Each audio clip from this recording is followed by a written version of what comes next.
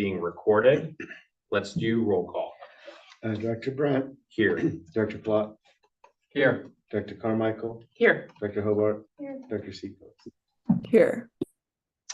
We have a quorum. Before we begin, we would like to acknowledge the Chumash people who are the traditional custodians of this land. We pay our respects to the Chumash elders, past, present, and future, who call this place, Anascoyo, the land that Isla Vista sits upon, their home. We are proud to continue their tradition of coming together and growing as a community. We thank the Chumash community for their stewardship and support, and we look forward to strengthening our ties as we continue our relationship of mutual respect and understanding. Now we're going to move to the consent agenda. Do any directors have items that they would like to pull?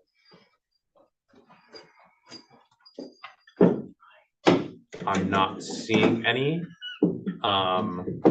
Okay, I would entertain a motion. Second that motion, or have to make the motion. You would make the motion. Okay, I make a motion to approve the consent agenda. Motion made by Carmichael. Is there a second? Seconded by Hobart. Any public comment online? All right. All those, or we have to do roll call. Director Brent. Yes. Director Carmichael. Yes. Director Hobart. Yes. Director Plott. Here. Director I'm sorry. Yes. Director Deshler. Yes. And then Director Seacole. Yes. All right. Motion passes. Okay, public comment period. This is the time for any member of the public to speak on any matters that are within our subject matter jurisdiction that are not on tonight's agenda. The board will not take any action on any item that is not on our agenda. Do we have any public speakers online? No. I'm not seeing any in person, so we will close the public comment period and we're going to move to item 4.1, Interpersonal Violence Investigator Annual Report. Okay, and we have Tori Saunders, who served in the role as interpersonal violence investigator on the Zoom today from UCPD to present the data of the program. Get the share screen going. Awesome. Can you all hear me okay? Yeah. Okay, wonderful. And just a heads up, Pam from our student safety partners is in traffic right now, so she will be joining any moment, but she wanted me to let you all know that she is in traffic and she's trying to join. So Thank you. meeting, I only served in this role for a couple of months, so my stats are not as expansive as my former counterpart, Detective Avila. Detective Avila served in this role for many years before I did, so you will see some of her statistics that I included in here as well. But I'm here to share what I've done in the role. Next slide, please. All right, so my name is Tori Saunders. I've been a police officer for 7 years with the University of California, Santa Barbara Police Department, and I recently joined the detective unit in January of this year, so January 2025. And it took a couple of months for me to attend all my trainings, which include some sexual assault training, some core detective classes, and I think I'm jumping ahead of myself. So let me tell you a little bit about my experience. I previously served as a legal office professional at the district attorney's office in Santa Barbara, thinking I wanted to go to law school after I graduated from Cal Poly. My degree is in English, so I thought English would be an easy transition into law school, but I decided I don't want to go to law school. So I was hired by the UCSD Police Department in 2018, and I was a police officer serving in a lot of different capacities. I was a field training officer. I worked on our community outreach team, which is how I know a lot of you all. I served as a officer trained dispatcher because we're pretty short staffed in dispatch. So I wanted to make sure that I could help my dispatch folks and take some of the burden there as well. So I got myself trained up to work the Emergency Communication Center, and I'm also part of our statewide response team. So any sort of protest or any activity on other UC campuses, I'll assist with those call outs. My work responsibilities as far as being in a detective unit is investigating cases in more depth, providing resources to victims of crime, and conducting extensive follow-up interviews. There's a lot of other components to the detective unit, but that is what I've experienced thus far since January. Next slide, please. So some of my training, I think I jumped ahead, not limited to, but includes, I've attended the California District Attorneys Association Interpersonal Violence and Stalking Summit, which was really incredible to learn amongst other really smart people who work for the district attorney's offices around California and kind of pick their brains on what they're looking through the legal process and when they file reports and when reports go to trial. So that was really amazing to learn from them. I just recently attended the End Violence Against Women International Conference. So a lot of the Valwe crimes were discussed there, and I got to connect and network with a lot of other folks who are in similar positions that I am. A lot of advocacy groups were there as well. So that was a really wonderful conference to attend. I've gone to our Institute of Criminal Investigation sexual assault course, which is a requirement of being a detective here at the University of California, Santa Barbara. And I've also attended our Institute of Criminal Investigations core course, which is our basic detective course. So I've done the sexual assault, which is more specific to sex crimes, and then the core, which is our detective general course. And I've also attended our Behavior Analysis Training Institute, which is also known as BADI, and I'll be attending crime scene investigation coming up in October. So still kind of getting my training as it's still my first couple of months into the position, but my department's done a really good job at helping me get as much training as possible so I can be ready to fulfill this role of a detective. We also offer trainings to the community. So I did a lot of work with the sororities in the last year, winter quarter, getting them trained up on just general safety trainings. And I'm hoping to do that into this year as well. I know I've already had some folks reach out. Next slide, please. So this is Detective Avila's community outreach. Probably I'm missing some events. I did the best I could to grab what I could from her stats, but she did a lot of work in her time in 2024, and she's missed tremendously. She's no longer working with our department, but she is doing amazing things in her new role up at Vandenberg. But she did a lot of outreach with the community in 2024. So this is kind of what I could grab of that information if you all want to read over that. I know she did a lot of safety talks and a lot of outreach with Maya. She worked a lot with Maya and a lot of events with the IVCSD. And next slide. So in 2025, like I said, I started this role in January, and I really wanted to start reaching out to sororities and Greek life. I will say I had a lot better responses from the sororities and the fraternities. I actually never heard back from any of the fraternities, but most of the sororities did reach back out to me, and they were pretty excited about having a safety talk. I met with a lot of the board, Spencer, and I met with Maya a couple times. In Sydney as well to discuss collaborations. I attended the Survivors and Allies Self-Care Retreat, which was at the community center. That was a really cool event. It was cool to see everybody come together. And while attendance was on the lower end, it was still really nice to talk to the attendees and kind of have a more personal conversation with folks who attended. So that's what I did in 2025. Next slide, please.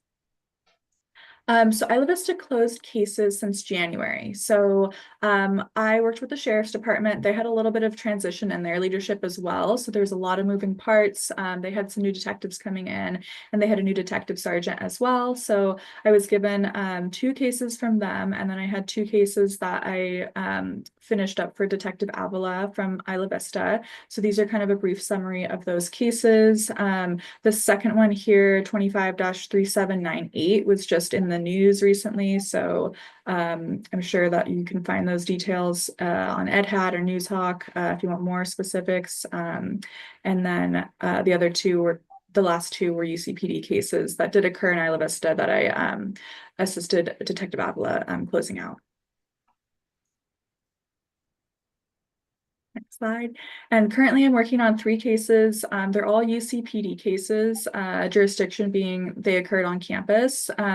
These are brief summaries, and those are the ones that I have been working on. I wasn't taking on cases until I had my full training, which I did complete in end of February, March. At the first couple of months. So I didn't take on those cases until I had my official detective training. And then after that, I said, all right, I'm ready for some cases. Let's do this. And this is the caseload that I have been given and I've been working so far. Next slide, please. This is my contact, tori.saunders@police.ucsb.edu. I'm always happy to answer any questions, do any collaborations. I do have community outreach training as well, and I don't want to step on my counterparts' toes. I know Gary and Ariel work really hard in COT too, but if there's ever any need for detective or any sort of interpersonal violence outreach, I'm more than happy to assist with that. Thank you very much, Detective Saunders. Appreciate the presentation.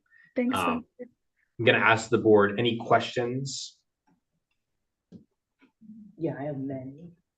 I'll let you tee off. Director Carmichael. Okay, so the first one was maybe just because I've been in the role even less time than you have. So did we receive a closing update from the previous detective in the role? This is the closing. This is the closing update. Okay, because I remember in the beginning she said that there was some transition between the old detective and now, so some of the cases weren't transferred over. Is there any way to kind of get the data for like all of the last detectives, like closing stuff, just so we have continuity? I think the attached spreadsheet is all Is all of them? is Okay. everything that was worked on. Okay, perfect. Should I just go until someone Continue, here? yeah. Perfect. So I know you're still going through your trainings. Is there a set end date for when all your trainings will be complete? My required trainings as far as the ICI core and ICI sexual assault are completed. Everything else is pretty auxiliary as far as that. Just of course we're trying. I think the whole university is on like budget cuts right now, so we have to make sure that it's a training that's necessary. But here and there, I think the next 3 years I have this position, I'll put in for trainings that I think are reasonable and up to the chief to approve them or not. But training is forever. It's lifelong learning. Sounds good. And so for the safety talks, have you given safety talks to non-Greek life organizations? I have, not in the capacity of detective, but I was formally assigned to the community outreach team. So I did a lot of outreach through like student organizations on campus, employee organizations, student child care center. So I did a lot of outreach in that capacity in community outreach, but I really only found everyone I emailed, really only the sororities responded back for the desire for the talks. Okay. And maybe I can get this from Jonathan. If I could receive the content of the safety talks? Am I curious? Okay. It's nothing. Yeah, we don't control the content. Do you have like a copy of like the slides so I can go through for my own knowledge of what goes on in the safety talks?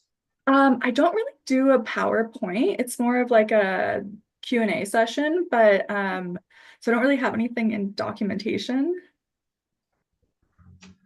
Maybe Yeah, I'll stay tuned for the next one. And I've heard you describe it too as it's a safety talk, but it also serves the purpose of relationship building.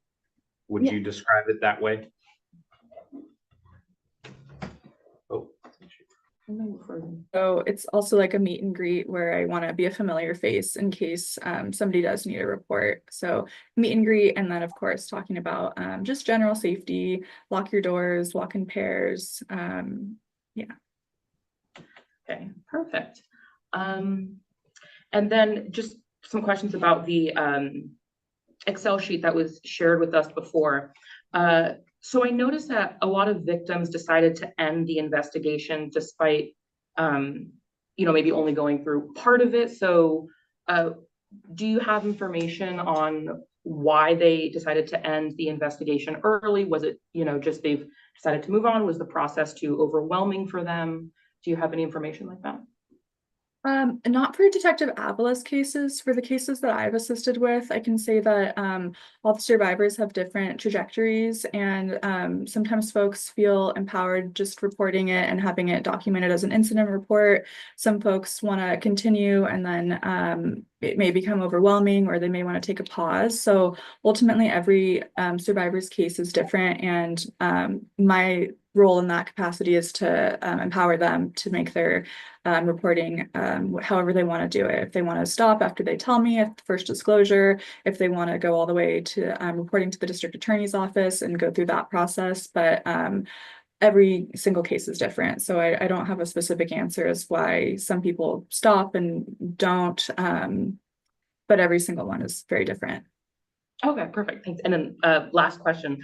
I also noticed that Irvine PD responded to a case here. I don't know if that was my error, but I was kind of curious for why Irvine PD. Yes, so we get a lot of outside agency requests. So I think that one, Irvine Police Department actually took the initial report. The survivor reported to them in Irvine, but Okay. the case was in our jurisdiction, so we ended up taking the report. So we'll get outside agencies from all over the country. You know, they'll say this happened here, but the survivor disclosed that it actually occurred in Isla Vista or on campus, but they're making their first disclosure to their local agency, which may be like Irvine or Orange County or something there. Okay, perfect. Thank you. Those are all my questions. Thanks. I have a question. I've noticed that some of these cases, they're like listed as either UCPD or the Santa Barbara County Sheriff's Office. How does the cooperation between the two agencies work when it comes to investigating these cases? That's a great question. So the Sheriff's Department has jurisdiction over Isla Vista, and the UCSB Police Department has jurisdiction over campus-owned properties.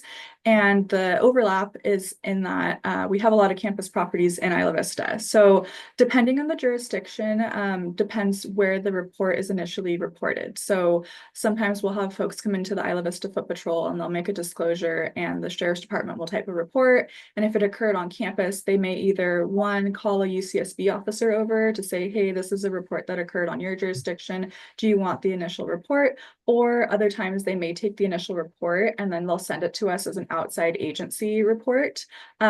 Jurisdiction as far as the interpersonal violence investigator position, from my understanding when I was there, is the cases that occurred in Isla Vista that involved interpersonal violence investigation, like follow-up, were assigned to Detective Avila or myself when she was in that position, regardless of the jurisdiction. So any sort of interpersonal violence case that came up, the Sheriff's Department would say, hey, their detective sergeant would contact the UCSB sergeant and say, hey, there's an interpersonal violence case here. Is Detective Avila or Detective Saunders available to assist in this investigation? And then it would go from there. But the jurisdictions are separated out of our unincorporated county area. So Isla Vista does fall under the realm of the Sheriff's Department, and then all campus-owned property is UCPD.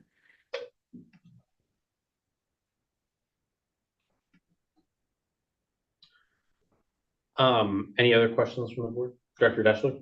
Hi, yes, I wanted to ask, maybe not, hello, Detective Saunders, maybe not in your role that you have now, but in your role as a member of UCPD and also the community outreach team, are you aware if there's any requirements on Greek life to do any types of safety talks or conversations about, I don't know how to say this well, just what? I'm saying you're doing good. Okay, if there's any requirements on Greek life to participate in any, I don't know, behavior 101, or, you know, how to be a good person or how not to be a bad person, when you're living on your own in Isla Vista? That's a great question. I don't have a specific answer for that. I can tell you from my own experience, I was a Greek life member when I went to Cal Poly. So we have different things going on, but I know that, and I was president of my sorority when I was in Greek life. So I know that we did have required, they were called standards of excellence. So every quarter we had to adhere to the standards of excellence at Cal Poly. So I don't know if that falls here, but I would imagine if they're national chapters, they probably all fall under the same kind of standards of excellence.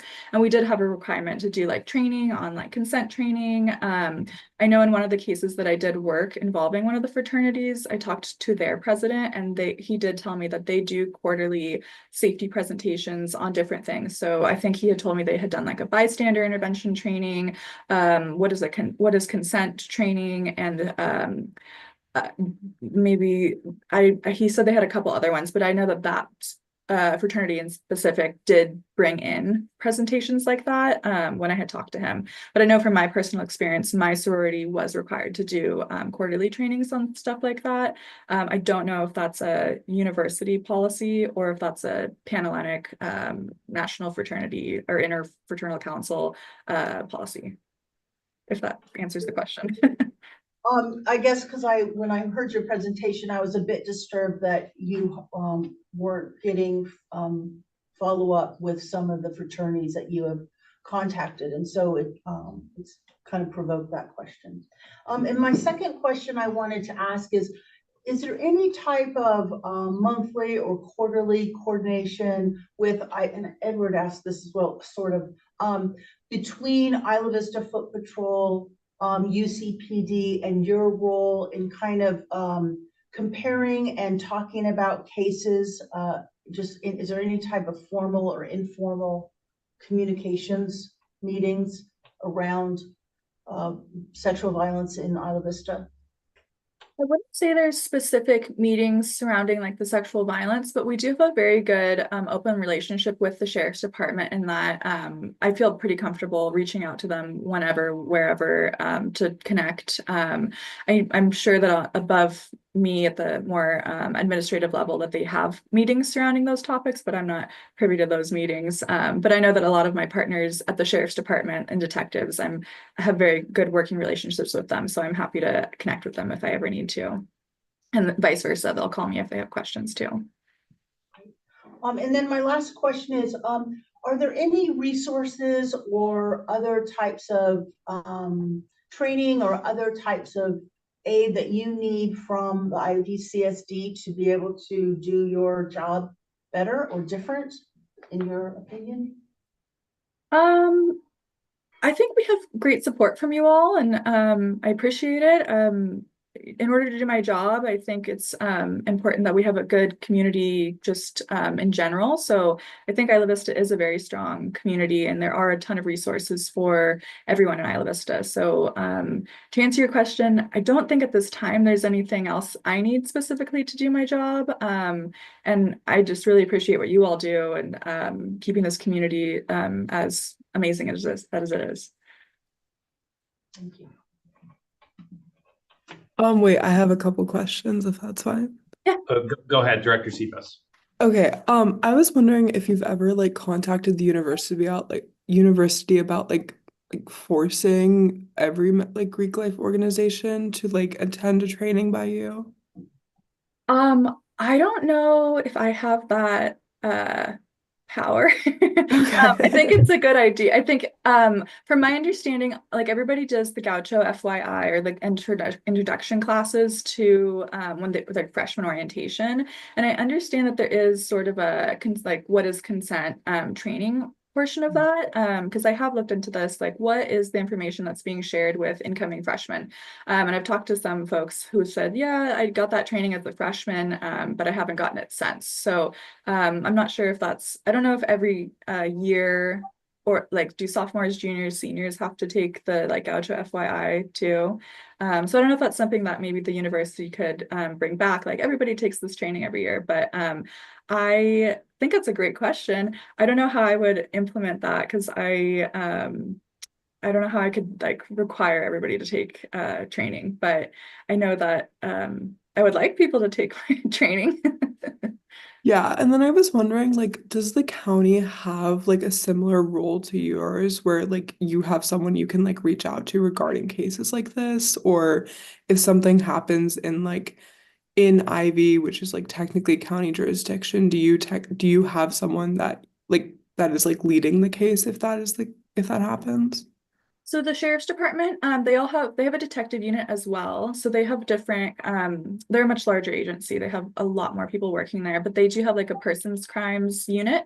So if something were to happen in Isla Vista and the detective was assigned to that case, the survivor or the victim would be able to contact that investigator, just like somebody who I'm working cases for can contact me. So on their side of things, yes, the investigator investigating that case should give the survivor or the victim of the case their contact info, and they should have a very open, direct channel of communication in that sense. Great, thank you.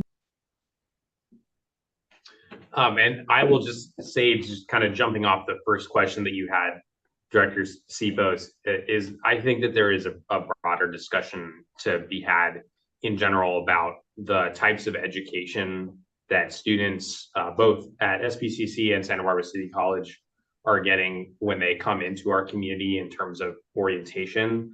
I've had the chance to meet with City of San Luis Obispo staff, and one of the things that they shared with me is that at Cal Poly San Luis Obispo, there is this continuing year over year sort of orientation training that happens. And I know that at least when I was a student here, that wasn't something that happened. And I also understand that the training is no longer in person, which in my opinion, greatly diminishes its effectiveness. So it is really helpful to hear your take on that, Detective Saunders, in terms of how those sorts of education opportunities could be helpful for your work. Yeah. I had a question for you. I was also disturbed at the info that you shared just about the responsiveness of community groups affiliated with IFC. And I guess my question is, what are there other things that you think, or other ways that UCPD is building a relationship with those organizations, whether it's IFC or whether it's athletics teams or other organized groups in IV outside of the context of your position that you're aware of? Yes. So I know that Gary Gaston, he's one of our community outreach officers, and Corporal Ariel Bornay, they do a lot of outreach with our sports teams. I know that when I was on the team with the community outreach team with them, they did a lot of outreach with our UCSB specific sports teams.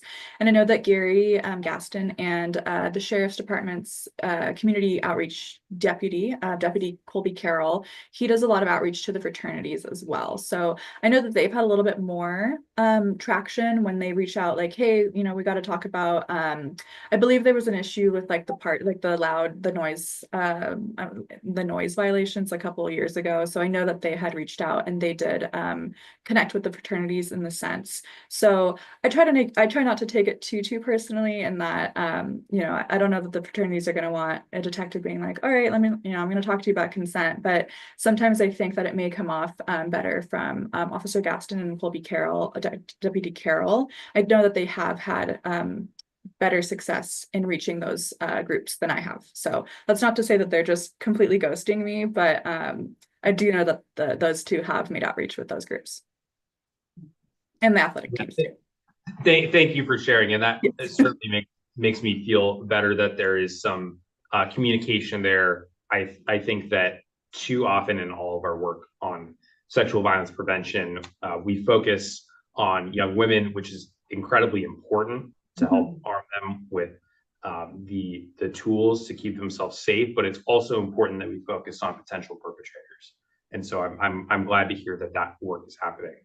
I have another question just about a previous case. Previously, Detective Avila had reported to us her role in a number of cases that were at the prosecution phase, where there was a lot of preparation work that was required. Where are those cases at? I'm thinking of one that dates back to 2021 that involved 3 survivors with the alleged perpetrator, Edegehi. Are those cases working their way through the process? Is UCPD still involved in providing testimony for those? So I'm not directly involved with those cases. Former Detective Arlene Samaniego was very heavily involved in those cases. She is now a sergeant, but I believe she is still working with the DA's office on those.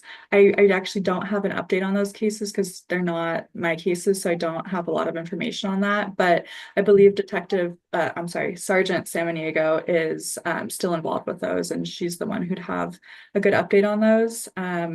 But I believe that they were slated for court coming up. I thought I had seen on the court calendar that they might be coming up. I'm sorry, I don't have a better answer.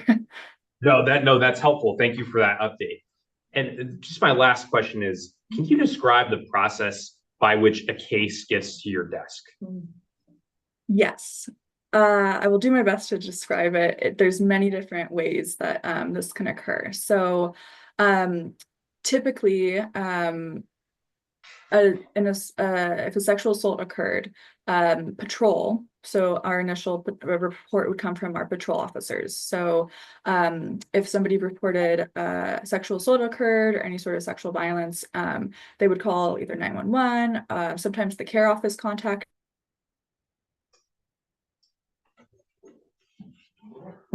with the survivor. But ultimately, our patrol officers would take the initial report, they would document it, and depending on what information is provided, sometimes patrol can go and make the initial arrest, depending on what the information is.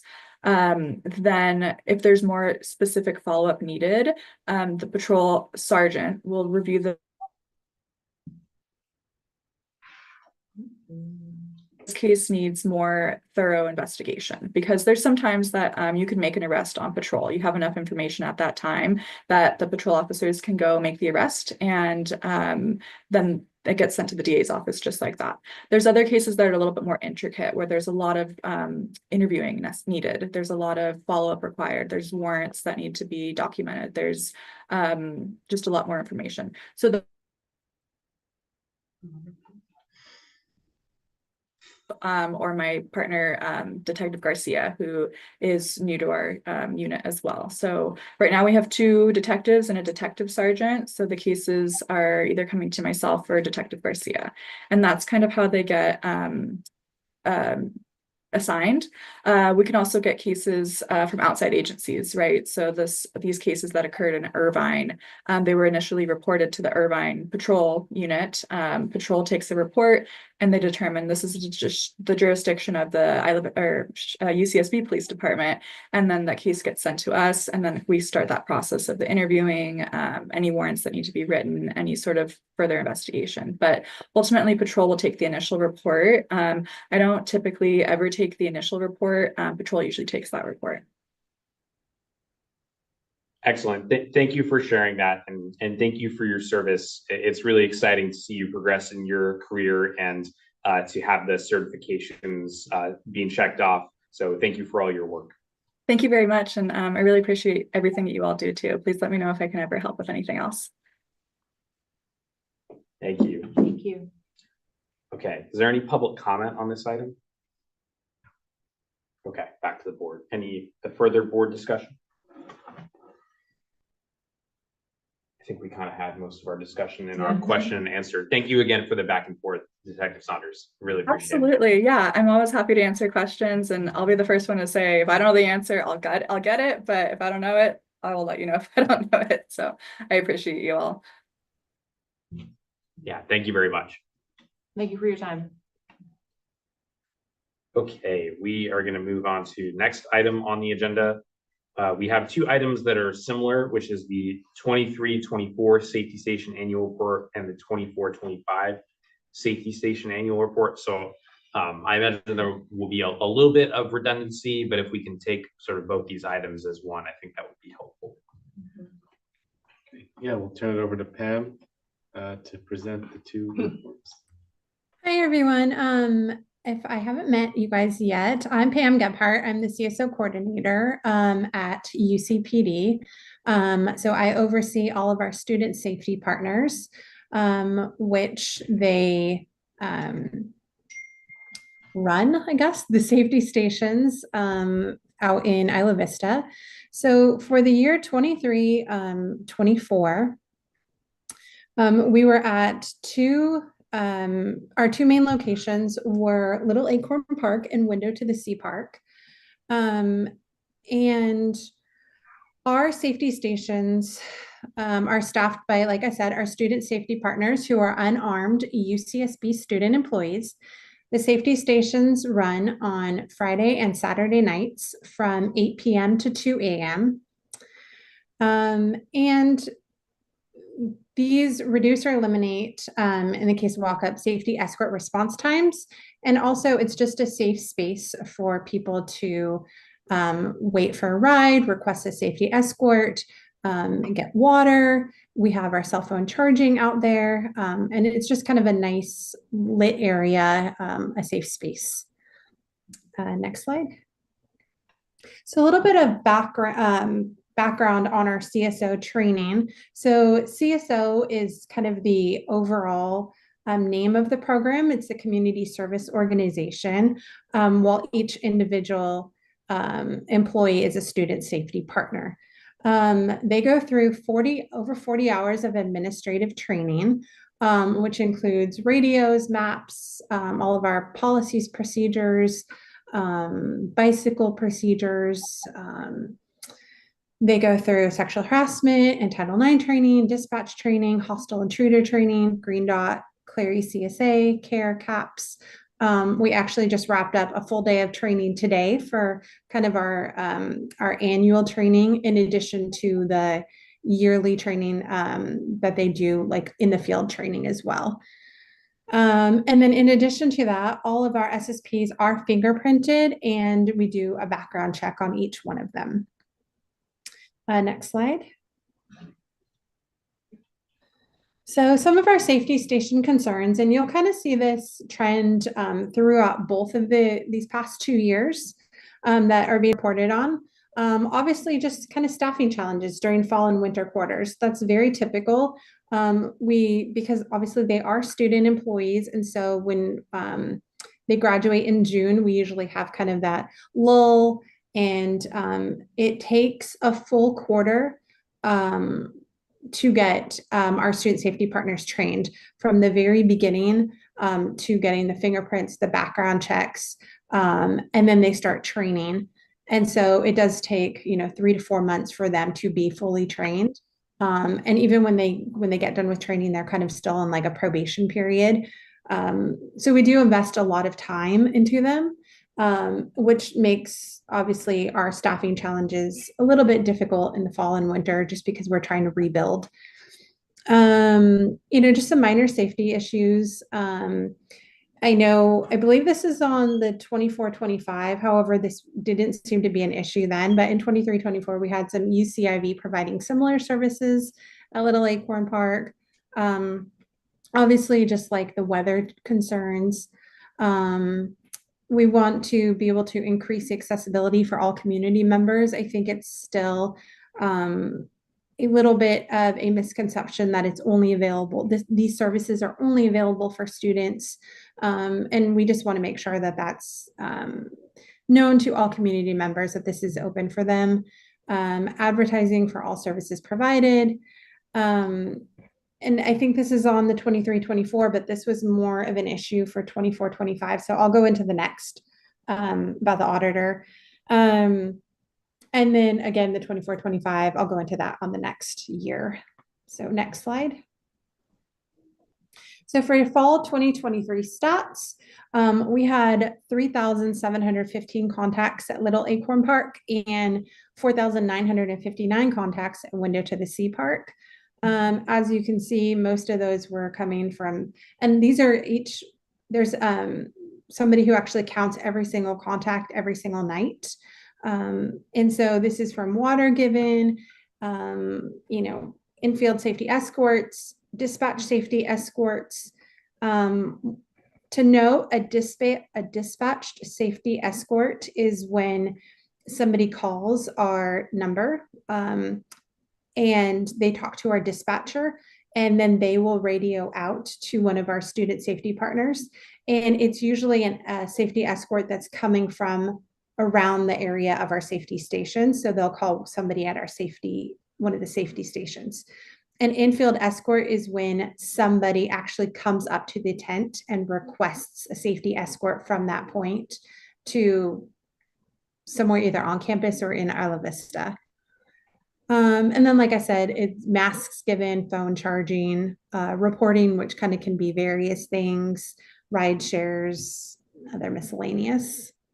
Next slide.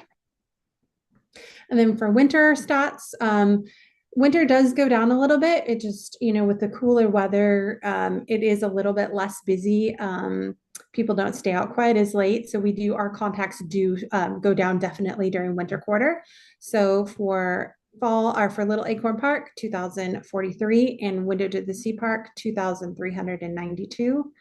And again, that's kind of spread out over the same different statistics or stats that we're tracking. Next quarter. And if anybody has any questions along the way, feel free. I know I have 2 years to go through, so I don't want to take up too much of your time. For spring quarter, now this is where things kind of definitely shot up. This was, as you'll see at Little Acorn Park, the contacts it was 11,738. That was due to obviously Deltopia in 2024 was kind of that, not first year, but it was definitely that boom year where we saw a lot more activity for Deltopia on that Saturday. And so our contacts were, I think it was busier than anybody had anticipated. And then our Window to the Sea Park was 2011. So that was a very busy day for us. And then next slide. And then here's kind of our end of the year total stats.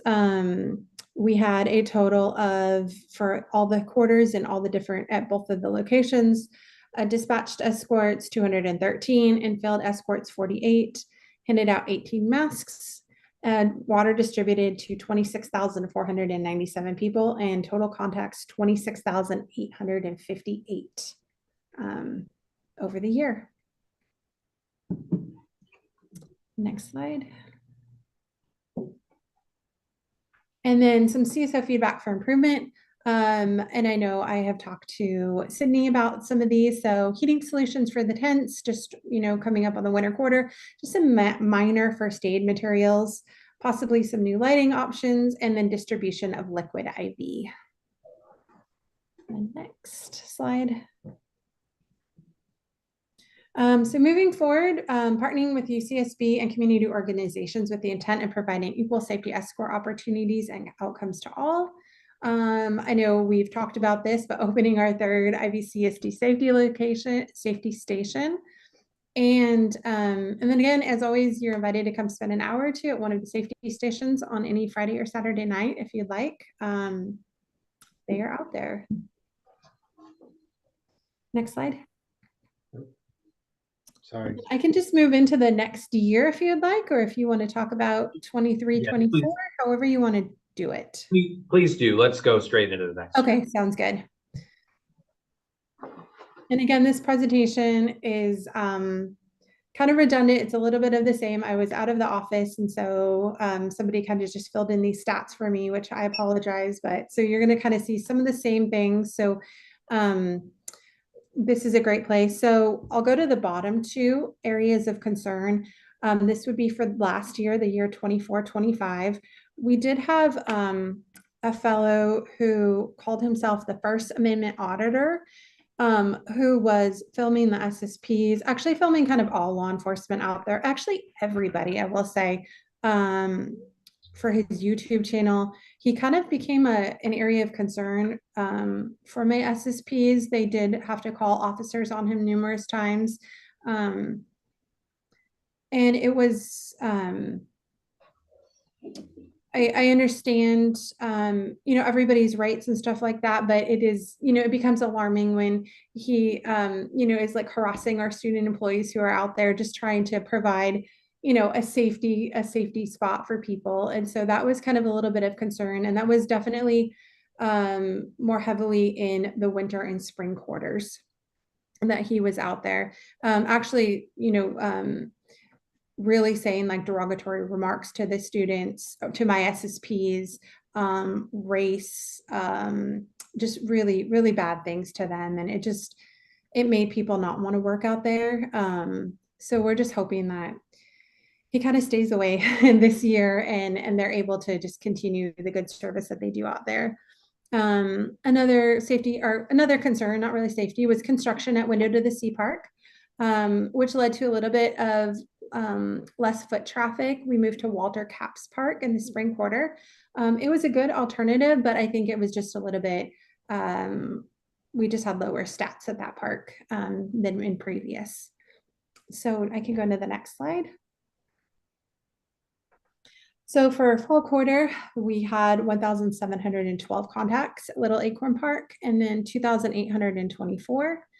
And again, those kind of divided up into the same stats that we're tracking: safety escorts, water, masks, phone charging, reporting, and other miscellaneous. Next slide. Winter quarter, total contacts, Little Acorn Park, 1,755, and then window to the sea, 2,420. And again, kind of divided up. And then next slide. So again, as you'll notice, Little Acorn Park, we did have a little bit from the previous year from Diltopia. I think it was a little less busy. I think it was still very busy, just maybe not as crazy. But we had a big number of contacts at Little Acorn Park during Diltopia. In total for the quarter, 7,065. And at Walter Capps Park, 1,131. Next slide.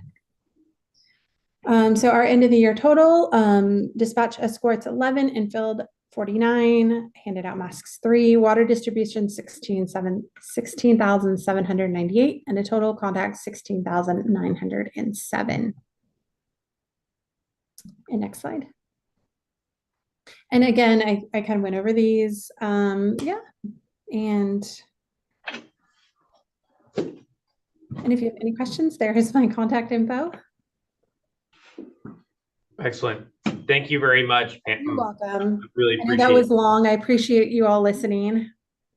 No, we appreciate the presentations. It's a lot of good data to get a handle on. I think I'll start with the questions of, just help me better understand your analysis of the drop year over year in utilization. It looks like there were around 213 dispatch escorts in 23-24, and that dropped down to 11 this past year. Yes. So I personally think it's the I guess generational knowledge, I would call it. And that's something that we're working on, not only for like CSO, but also our department. It's just kind of, I think, things kind of just, things move more online, and I don't think information necessarily gets spread out or shared enough. And so we're working on more in-person tabling this year, or at least for CSO, we are on campus, signing up for different, even like job fairs and information fairs, just so that we can really get that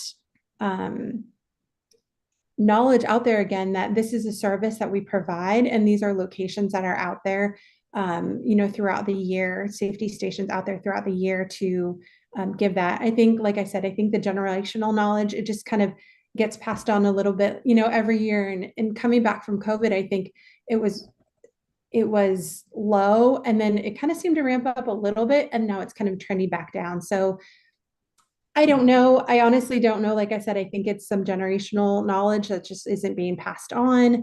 And so we're trying to do our part just to get out there a little bit more in person to make sure these services are known.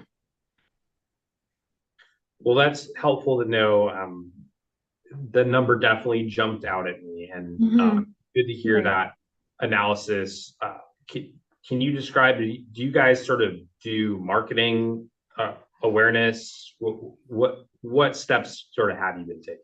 Sure. So something like I said is, one of the things is the new, like for new student orientation, it used to be done, at least like the welcome packets and all that kind of stuff that used to be given out. It used to be, they would have like a big, not convocation, but like when you're a freshman, like at dorms and stuff like that, they would have these like welcome events. They don't really have that anymore. And I feel like new student information is just emailed to people, and I don't feel like that information is being read at all.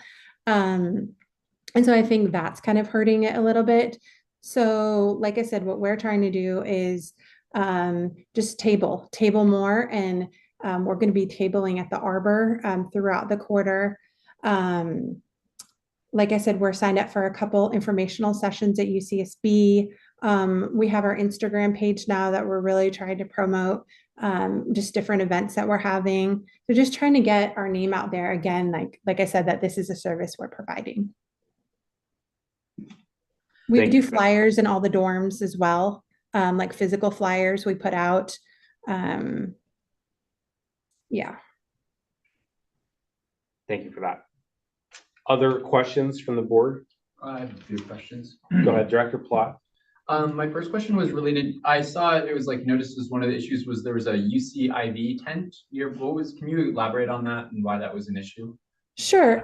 So I think it was definitely from what my SSPs told me, it was kind of an us against them thing, where it was like, oh, they would kind of hand out food and stuff like that. And it was like, oh, come to our station because we're handing out food and you're affiliated with the police. So it was kind of where I'm like, it shouldn't, that's not our goal at all. Our goal is to work with, just to providing safety escorts or, safe spaces for all people, all members of the community in Isla Vista. And so I know that was kind of a little bit of a contention, I think, during the 23-24 year. But this past year, that was not an issue at all. Okay. They moved to Camino Pasajero. Oh, okay. That's great. And my other question, well, I was going to ask about the contacts dropped, but I think you kind of explained that already. And it seems like it also could have been related to the tent being moved to another park. Yes. I'm hoping that's the issue, and we'll get back. We'll get our safety escort numbers back up. But it's definitely a decrease from the prior year for sure. And my last question, it's kind of a bit unrelated to this current presentation, but in SLO, they have a similar program with student safety partners, except I think theirs is called SNAP.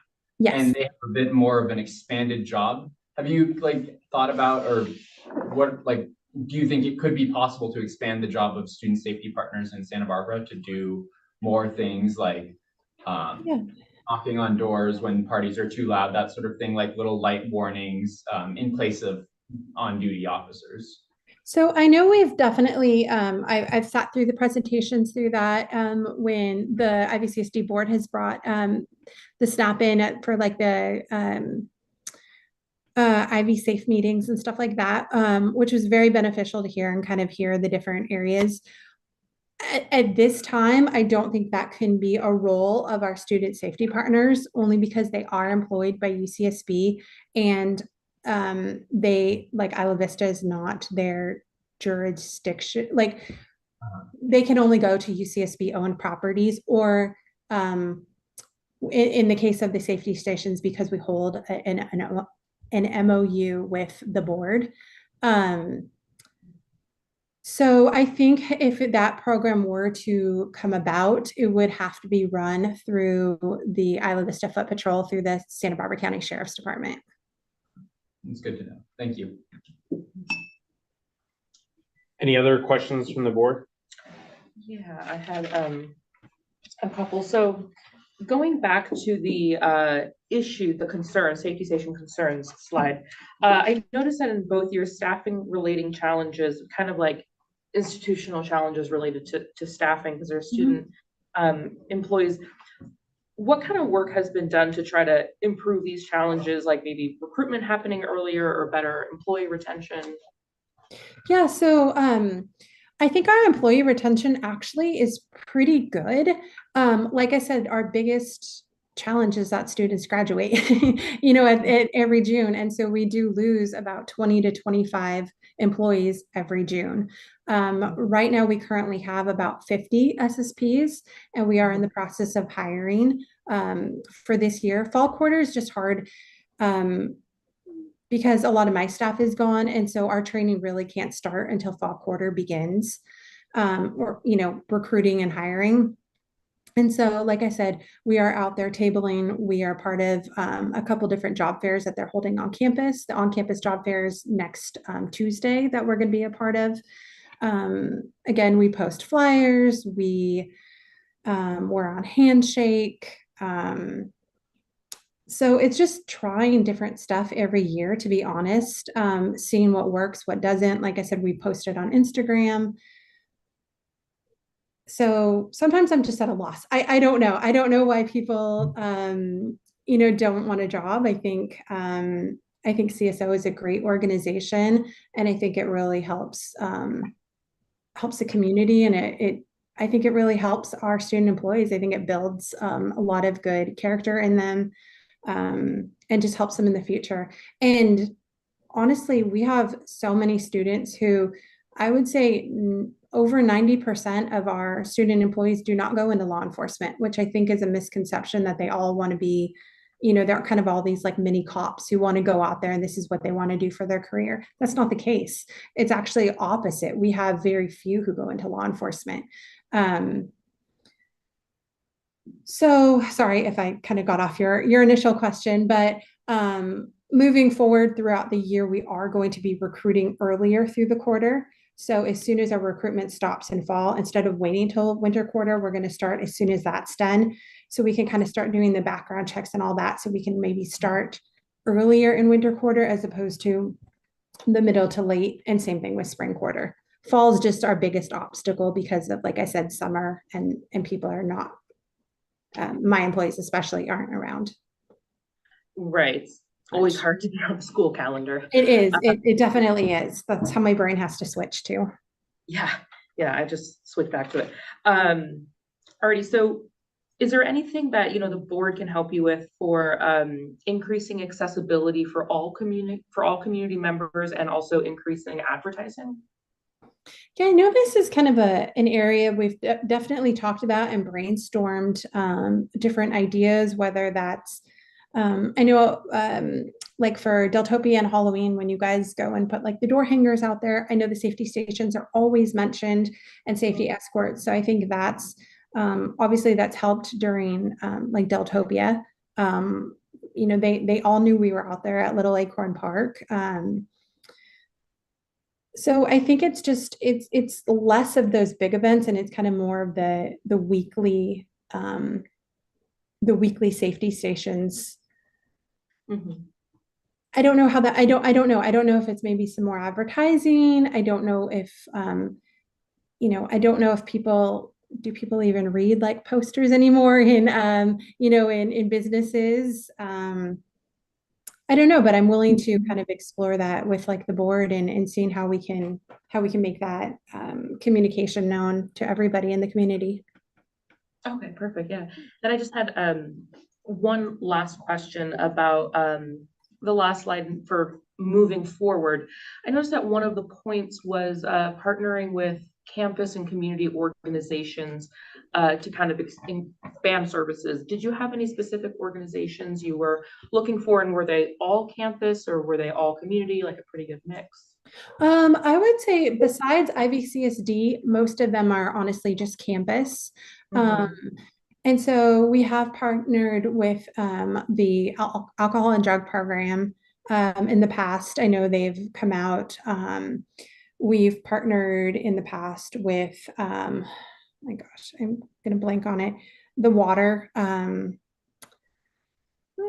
They've come out and set up water too. I'm sorry, I'm totally blanking on their name.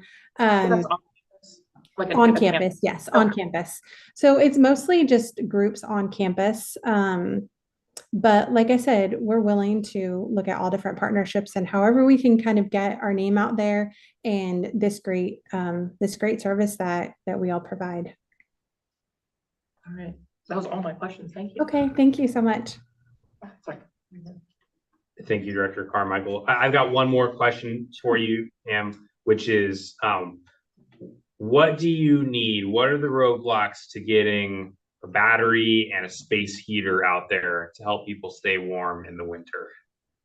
I don't think there's any roadblocks. I think we just need to do it. We just need to purchase it. And I know, like I said, Sydney has reached out. I've asked my one of my lead SSPs, who she's actually out there. She does the dispatch part on Friday night, and then she's out doing like the lead duties at both of the tents on Saturday nights. So I've kind of want to take her advice on this a little bit, just because she's actually the one physically out there, every night. So I've asked her to come up with a couple different ideas or solutions that we can kind of pass on to you guys to see if any of the options would work. Good. Well, that makes my heart warm. Yeah. Because, being out all night in the cold, I know is no easy feat, and I'm sure that it, makes the just job experience and recruitment more challenging. So, and they awesome. definitely have appreciated all the support. I know when I believe it was last year, you were able to provide hand warmers for them.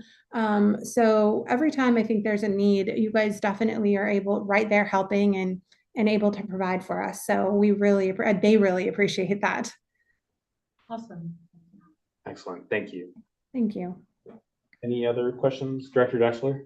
I have a couple questions, some of which have already been asked, but I guess I just feel like I need to ask it again or make the comment. I'm just so struck by the drop off from one year to another in terms of contacts.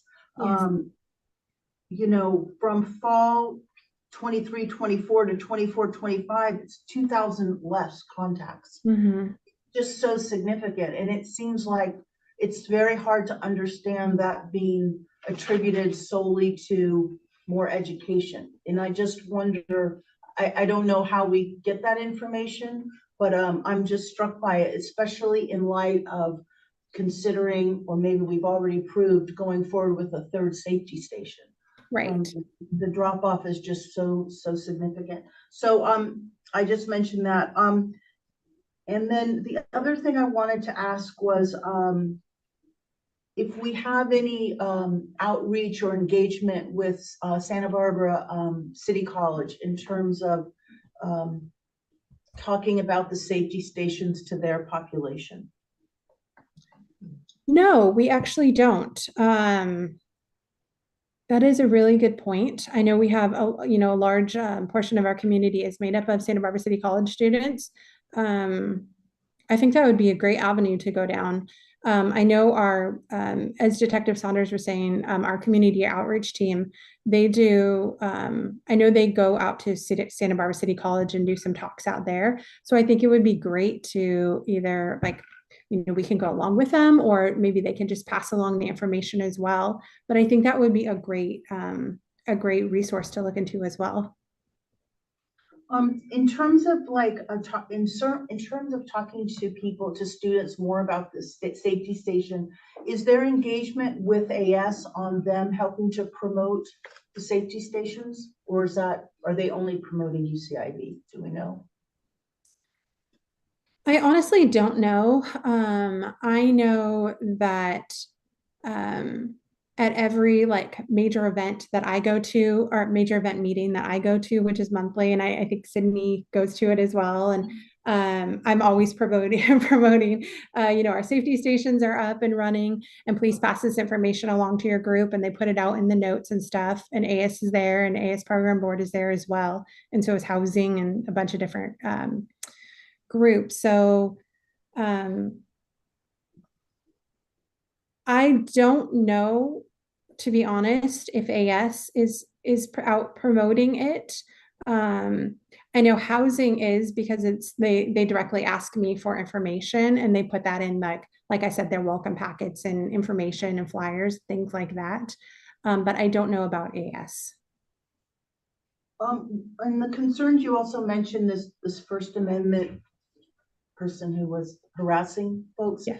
And so when that happens, do the student safety partners, do they have a person who they report to, who they can can provide support to them, or do they call IV Foot Patrol in the event that they're feeling unsafe themselves? Yeah, so there's a couple different options actually. So they are all equipped with our basically the same radios that the police officers carry. And so they do have like a direct contact into our dispatch center.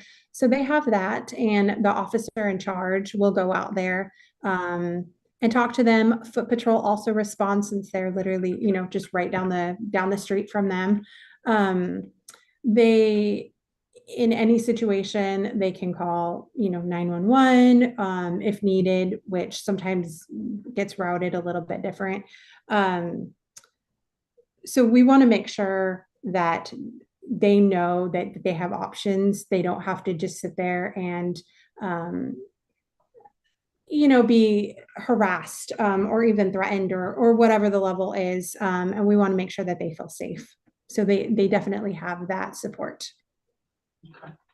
And then the last thing I wanted to ask you, when I was looking at your presentation, you have a logo that it says IVCSD Safety Station. Is that something that you all created? Is that something that we We created? created it randomly in 2017, a very long time ago. Yes. like Yeah. a program. And the reason I mention it is because I know that there have been concerns in the past about a reluctance to visit safety stations because of the connotation of the law enforcement.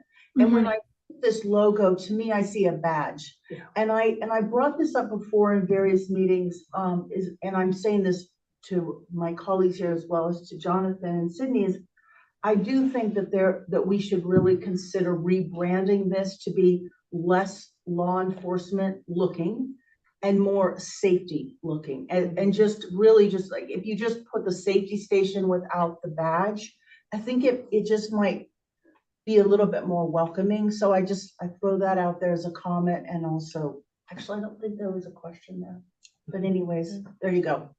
Thank you. Thank you for your work that you do, Pam. Thank you. And yeah, Any I think, sorry, overall, I was just gonna, with the decrease in numbers, I honestly, like, I don't know the reason. I try to think of, could it be this? Can it be this? Can it be this? Can we help mitigate this? Can we try to fix this? But at the end of the day, it's just, they're out there the same amount, they're out there the same amount of hours, the same amount of people I have out there. They're providing the same service. So I honestly don't know the reason for the decrease. Well, thank you for the presentation. And I think that although that's a challenging note to end on, maybe Yes. I'll try to flip it to a positive, which is, Yes, please.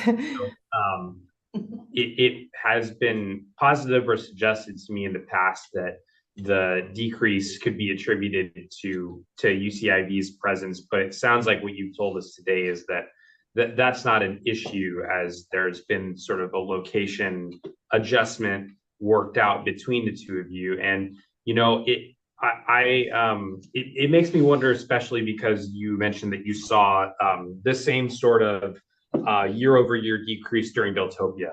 And I think that the information that our board has received in reporting from law enforcement has really painted a picture of Deltopia being bigger last year and certainly more disruptive.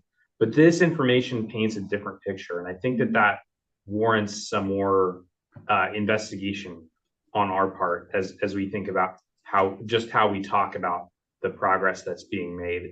Because on the one hand, while we'd love, especially since this is one of our flagship programs, to be able to say that it's being highly utilized, if there are really less people out and about, less party goers, then that's a story that needs to be told too, right? And honestly, the reason I feel like maybe we had less contacts this past year is actually because I feel like the board provided more as far as like the more free food, more free drinks than they had the previous year, where I think the previous year we had such an influx, and the tents just were giving out water and snacks like crazy, where this past year you guys gave out so many free things that I don't think we had necessarily the amount of people stopping at the tent because they had already grabbed a free thing from somewhere else.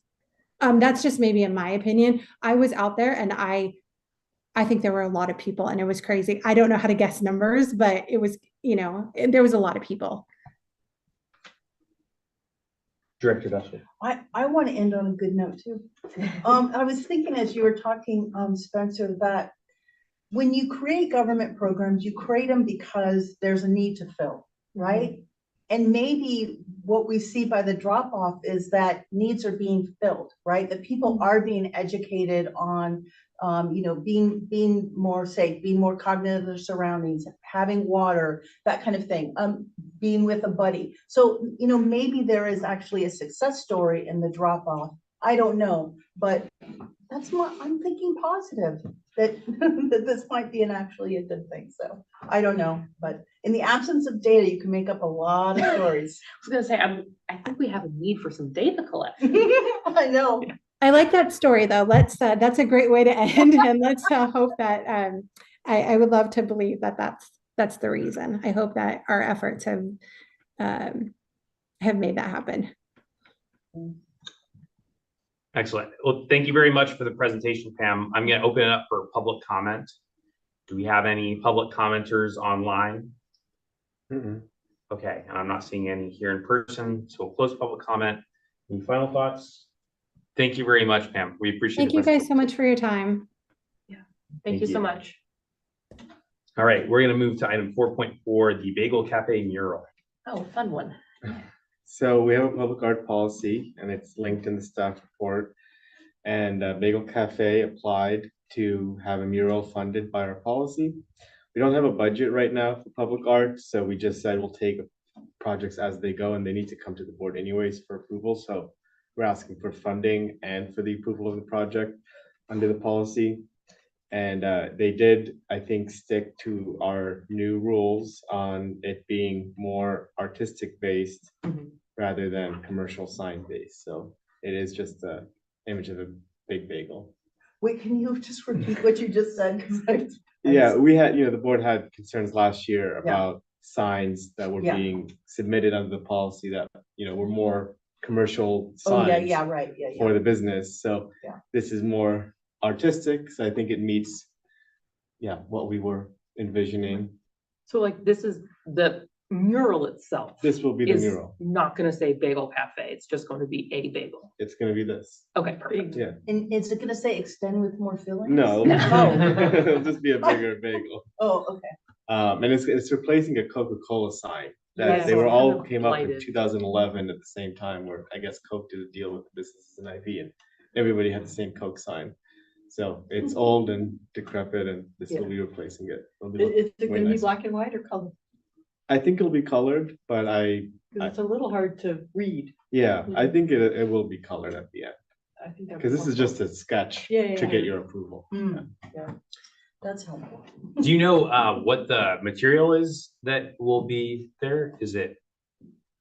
I do not know what the material is going to be. But it'll be something that's like more permanent than what's there now. Yes, it'll be cloth. Okay. Any other questions from the board? I liked that it was, there was a nexus to somebody that attended UC Santa Barbara, the artist. Yeah. I'm excited about that as well. And I'm happy that we can sort of split the difference in being able to support businesses and help them beautify their properties while bringing true to the board's concerns about promoting a specific business, because I think this is great and I think that it helps beautify the community. This is a very visible sign. I feel like I walk past it every day. Yeah. And now that I think about it, I guess I didn't even really notice that it said anything. It's very faded. It's I think it's going to be a much needed and helpful beautification element to this neighborhood. Yeah. I mean, I completely agree. I mean, if anything, we're making it less corporate. Coca-Cola is a brand, and now it's going to be just a bagel. And I literally every single time I pass by that sign, I'm like, such an ugly sign. Why is it there? Let me show you. And it's, downtown IV. It's right next to us and People's Park, and a perfect park in Anascoyo and, yeah, It's pretty messy. I like public murals. I have a question. Are we going to have a budget for arts, or what's the status of having a budget? We've just said in our budget process that we'll take them one at a time Got it. instead of having a budget, but we always could put a budget in. Okay. We've had budget issues, so we've said no so far. Yeah, and do you recall, I know it's off the top of your head, but how much the previous one that we approved was? How much it cost? There it was way more expensive. It Or was like what we funded towards it? like $5,000. Yeah, okay. Much more, And this one's 1,000. 1,200. You just meant, oh, 1,200. Yeah. You mentioned splitting there also. This is the cost of it being split with somebody else. No, Oh, that was for the other. That was a previous project. the other one was split. I see. Yeah, with the co-op. All right, any further discussion? If not, I think we're ready for a motion. I'll move to approve the mural request. I'll second. Made by Topliff, seconded by Palat. Is there any public comment online? No. Okay, back to the board. Let's do roll call vote. Dr. Brent, Yes. Dr. Sipos, Yes. Dr. Palat, Yes. Dr. Hobart, Yes. Dr. Deshler, Yes. Dr. Carmichael, Yes. Dr. Top. Yes. All right, motion passes unanimously. Yeah.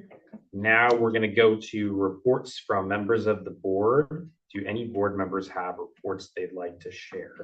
And I think this is newly on our agenda, not this section, but it's also the reminder that the board will consider approving director attendance at public meetings, public events, and public hearings to earn an official day of service. Any reports? Director I'll Deshler. report. Last Tuesday night, I went to the Goleta City Council meeting.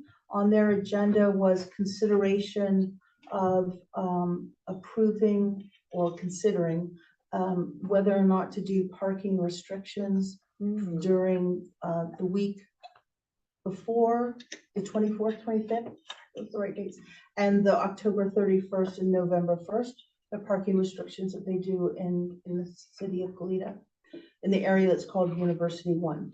And there was a lot of discussion, and then what they approved was to have a parking program for October 31st and November 1st. So not extending it. Or Not having it be the not 2 having it be weeks, 2 weeks, just just 1 week. just one. And there was quite a bit of discussion, and a lot of discussion about why the AS program board was having the concert on the 25th as opposed to Halloween weekend. I did my best to explain it, based upon what I had been told, but they were a little flummoxed by that. So we'll see. Interestingly enough, their sheriff department, they contract with the sheriff's department, so that their sheriff representative recommended that they did not need to have a parking program, as well as staff, but they felt that they needed to have a parking permit program for the Halloween weekend. Can I ask a question? The discussion being centered around the AS program board concert would imply that the council saw the program board concert as the potential to draw in out-of-towners to attend. But it's my understanding that that concert is only open to UCSB students. Is that your understanding? Yes. And in fact, I should say that I'm the one who brought up the AS program board, because how they framed it was, why isn't the university having a concert? And I think what they were thinking is, in previous years, the administration has provided funding to have on-campus activities to take people out of Isla Vista, students out of Isla Vista to the campus. And so they just didn't understand why the campus would fund a concert on the 25th and not on the 31st or the 1st, as a way to draw people out and make Halloween less popular, make Halloween less popular and draw people out of the community. So they saw it as, by us having the concert on the 25th, it's gonna draw more people to Isla Vista on the 31st and the 1st. When you're saying they, The council, you're talking about the council, because Yeah. it sounds like the staff recommended against this. yeah, the council. This was very much a council issue. And I would say the other thing with the council is, I think they also really discussed the idea of being consistent in the application of parking permits, the parking permit program, because it's something that they do during Deltopia, which they definitely will consider and likely approve again. But they felt like because Halloween is going to be on a weekend, they didn't feel this was the time to not have a parking permit program, that it might be more confusing to their residents to not have a permit program this year. So, so I think there was a little bit of, they wanted to be consistent in the application of the program. All right, well, thank you for that update. Mhm. Any other reports from members of the board?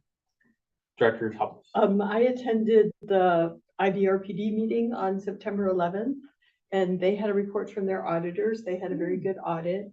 And they also had Carrie Troop in attendance, and I didn't realize that she did their books as well as ours. And That's new. yeah, no, that's good. I think that's a nice partnership there, that we have someone looking after both of us on a day-to-day basis financially.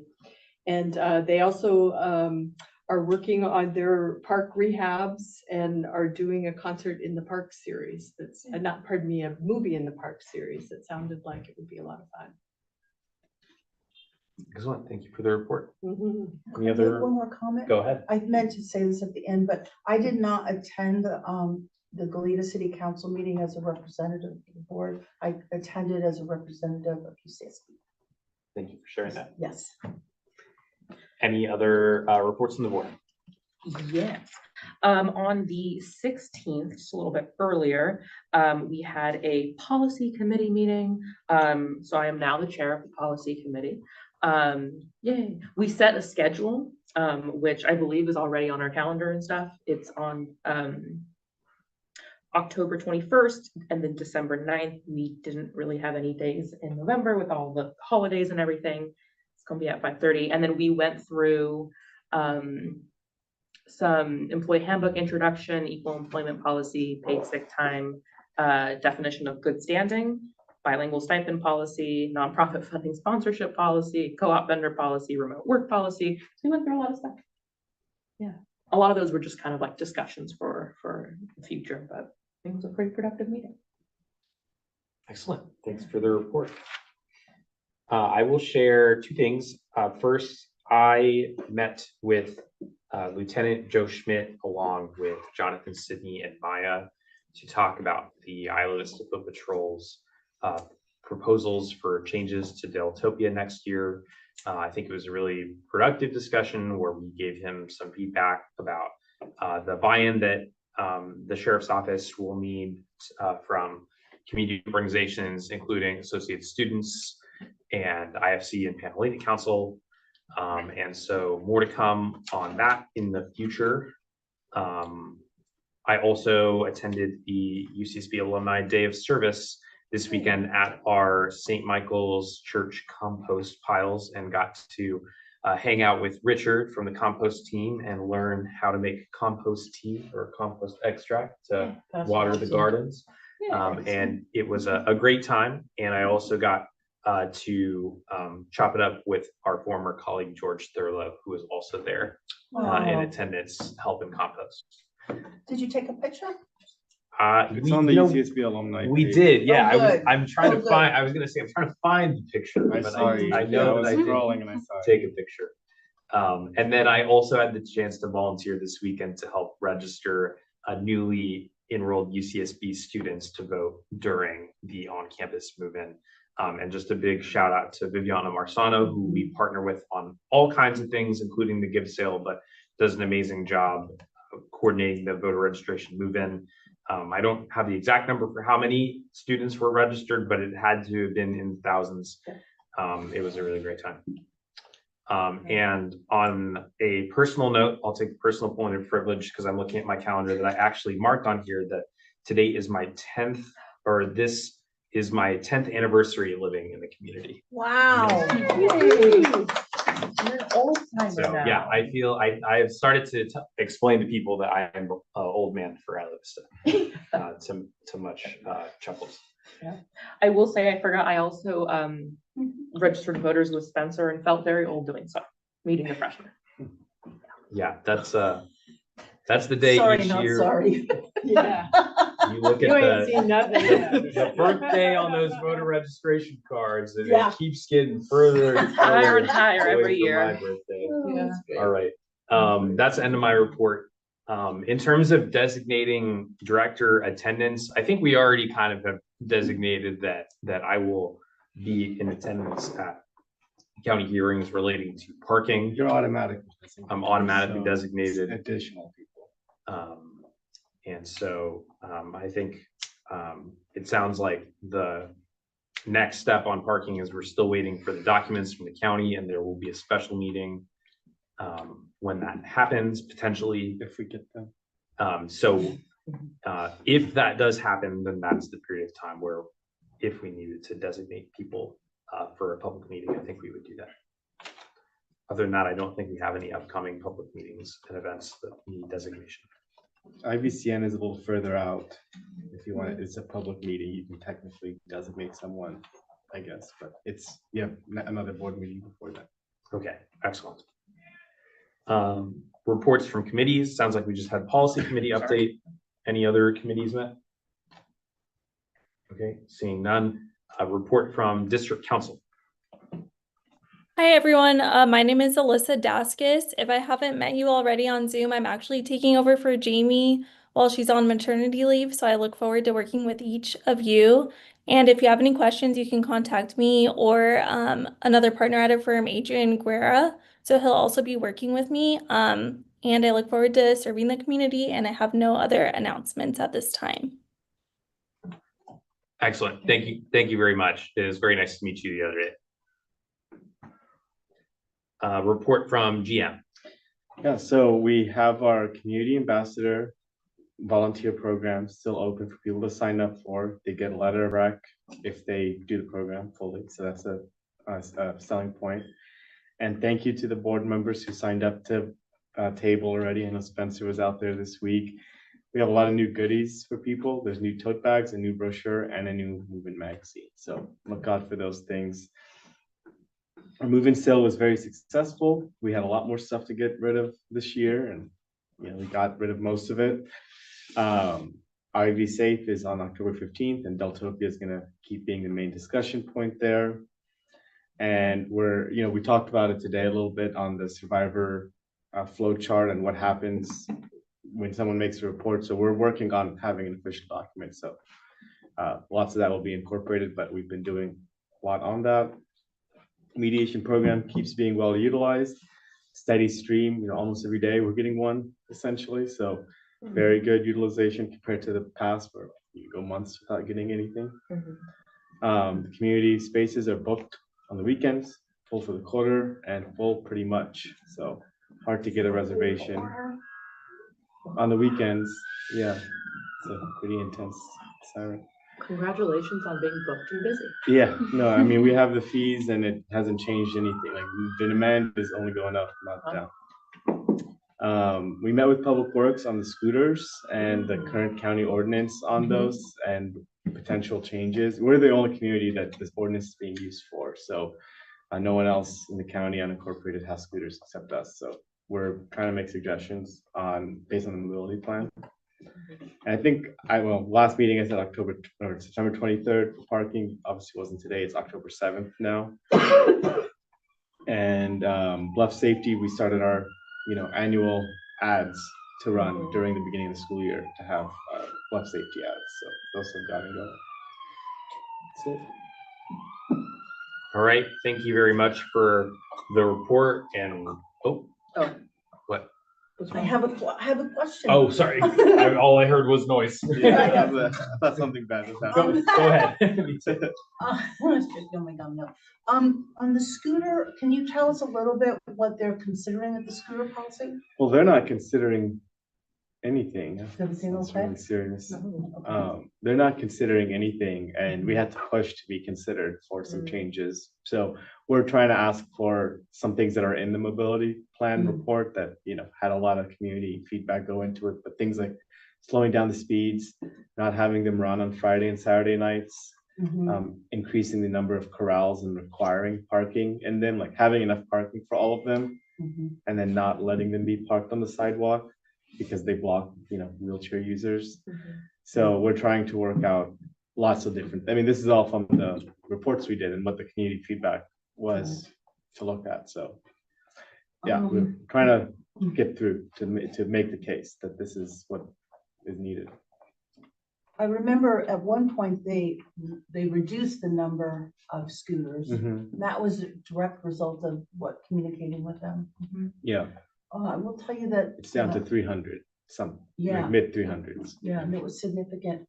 I think it's, AS is gonna be doing a safety campaign on campus regarding bikes, mainly, bikes slowing down. But it was interesting, there was nothing mentioned, unless you students have heard anything, I haven't, about, electric vehicles or scooters. So I imagine you haven't heard anything either, yeah.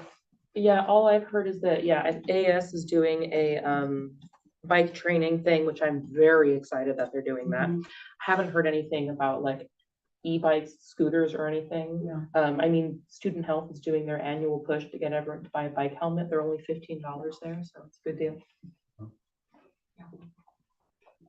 Yeah, the only thing I've heard was last year that there was a UCSB professor who studied e-bike safety and found that e-bikes in particular are not less safe than regular bikes. Yeah, I don't know about that. I think the concern is just the capacity of the bike paths and the varying speeds. So it's not necessarily that e-bikes are less safe.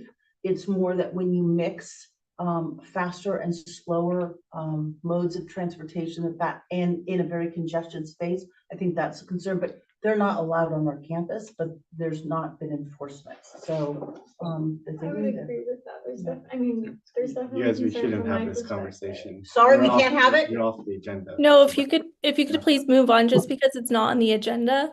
Yeah. Sorry. Thank you. I thought we were talking about scooters. Can I have a No, we're in scooter? reports. If I ask a I hate scooter being question, just- is that okay? You can ask a general question. No, it's too specific. Okay, we are going to close the report section and go to, we're gonna recess closed session. This is general manager evaluation authorized under government code 54957B1.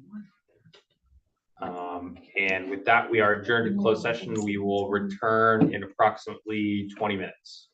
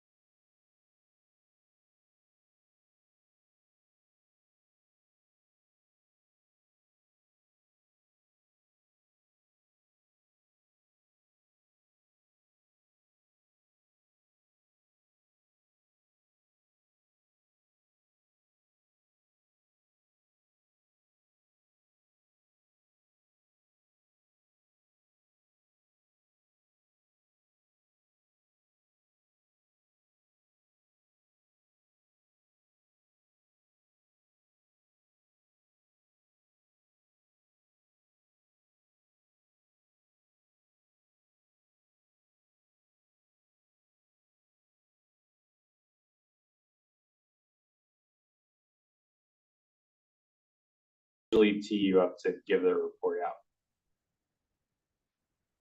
Are we gonna get a baby update? Sorry. In January. Can we put that on the agenda? Baby update. Okay, are we back on YouTube? Yeah. All right, we are reconvening from closed session. Council, can you report out? Yes.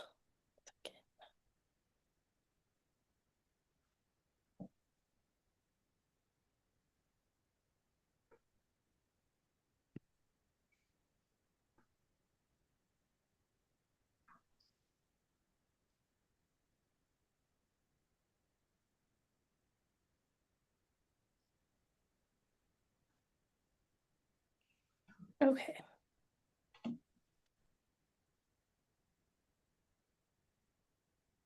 Whenever you're ready, go ahead.